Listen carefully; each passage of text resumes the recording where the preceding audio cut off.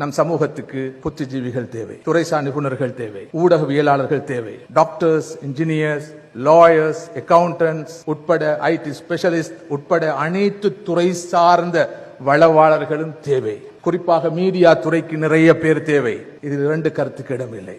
ஆனால் எமது படித்த தலைமுறை, அடுத்த தலைமுறை தமது படிப்பை, தமது அறிவு தேடலை ஈமானின் அடிப்படையில், தீனின் அடிப்படையில் அமைத்துக் கொள்வது இன்றியமையாதது. இதை உத்தரவாதப்படுத்தாத போது நாளை ஒரு படித்த சமூகம் உருவாகி இருக்கும்.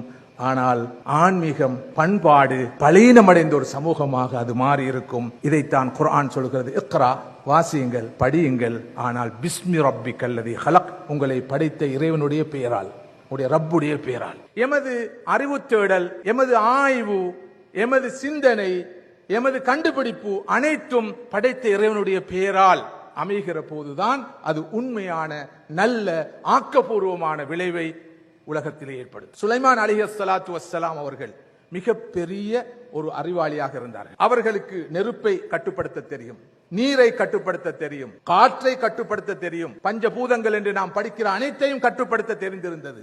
அத்தகைய ஒரு பெரிய அறிஞராக அவர்கள் இருந்தார்கள். அவருடைய ஆற்றலை, திறமையை, அறிவை மக்கள் பார்த்து வியந்த போது அவர்கள் என்ன சொன்னார்கள் என்று குர்ஆன் சொல்கிறது. ஹாதா மின் ஃபத்லி ரப்பி லியப்லுவனி அஷ்குர் அம் அக்ஃபுர். இது எனது இறைவன், எனது ரப்பு எனக்கு செய்த மாபெரும் அருளாகும். நான் நன்றியுள்ள அடியானாக நடந்து கொள்கிறேனா, நன்றி கட்ட விதத்தில் நடந்து கொள்கிறேனா என்பதை சோதித்து பார்ப்பதற்காக எனது இறைவன் இந்த ஆற்றலை, அறிவை எனக்கு தந்திருக்கிறான்.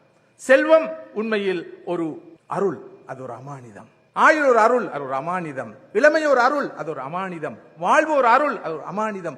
அறிவு என்பது ஒரு அருள், அது ஒரு அமானிதம். இதற்கு பதில் சொல்லியாக வேண்டும். இறை நம்பிக்கையின் அடிப்படையில் தான் எனது அறிவு, ஆராய்ச்சி அனைத்தும் அமைய வேண்டும் என்ற இந்த உணர்வு ஆழமாக கொடுக்கப்பட வேண்டும். இல்லாத போது அடுத்த தலைமுறை படித்த தலைமுறையாக இருக்கும். ஆனால் ஆன்மீகத்தை, ஈமானை, பண்பாட்டை இழந்த தலைமுறையாக இருக்கும். அத்தகைய ஒரு தலைமுறையை நாம் உருவாக்க வேண்டிய தேவை இருக்காது. துல்கர்னைன் மிகப்பெரிய ஒரு பொறியியல் அறிஞராக இருந்தார்.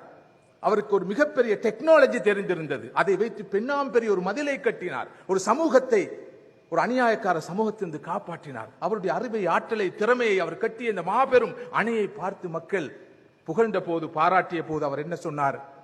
ஹாதா ரஹ்மத்தும் மிர் ரப்பி ஃபைதா ஜாஅ வஅது ரப்பி ஜஅலஹு தக்கா வ கான அம்ரு ரப்பி ஹக்கா. இது எனது ஆற்றல் அல்ல, திறமை அல்ல, இது எனது ரப்பு எனக்கு செய்த மாபெரும் ரஹ்மத்தாகும். வாக்களிக்கப்பட்ட அந்த மறுமை நாள் வந்தால் உங்கள் கண்ணெதிரே காட்சி அளிக்கும் இந்த அணை தூள் தூளாக போய்விடும் என்று சொல்கிறார். இத்தகைய விஞ்ஞானிகள், இத்தகைய அறிவாளிகள் தான் இந்த சமூகத்திலே உருவாக்கப்பட வேண்டும்.